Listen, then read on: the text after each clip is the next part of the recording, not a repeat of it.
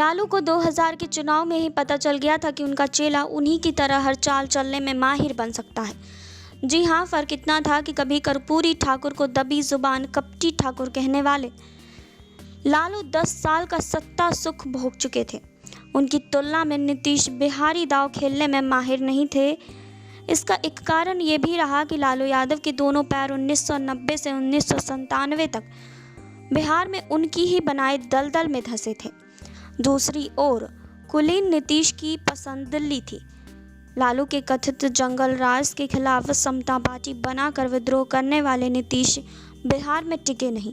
जब 1995 के विधानसभा चुनाव में ज़बरदस्त हार हुई तो उसके बाद लालू राबड़ी के खिलाफ जमे रहने के बदले उन्होंने 1996, 1998 और 1999 का लोकसभा चुनाव जीतकर दिल्ली में मंत्री की कुर्सी पर बैठना ज़्यादा मुफीद समझा।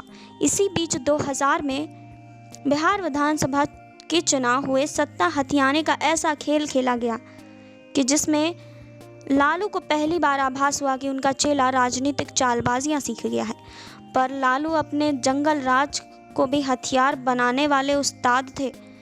गड्ढे में सड़क के सवाल पर लालू कहते थे कि बिटुमिन की सड़कें बना दी तो गरीबों के पैर जलेंगे। इस चुनाव में जंगल राज के आरोप पर वो जनता से पूछने गए कि क्या बिहार जंगल है और आप इसमें रहने वाले जानवर हैं? बीजेपी जेडीयू को जवाब दीजिए। उनका यह दाव काम कर गया। जब विधानसभा चुनाव के नतीजे आए तो लालू के पक्ष में 124 सीटें थी और एनडीए में शामिल पार्टियों के पास कुल मिलाकर 122 सीटें थी। अगर समर्थक पार्टियों को जोड़ ले तो एनडीए के पाले में 150 विधायक थे और कांग्रेस के साथ लालू के पाले में 155 विधायक। 324 सदस्यों वाली विधानसभा में बहुमत का जादुई आंकड़ा 160 का था। जी हाँ, फर्क इतना था कि दिल्ली में अटल बिहारी वाजपेयी की सरकार थी। इस बार दांव चलने की बारी नीतीश की थी। राज्यपाल विनोद पांडे को नई दिल्ली से हुक्म भेजा गया कि वह नीतीश कुमार को मुख्यमंत्री पद की शपथ दिलाएं।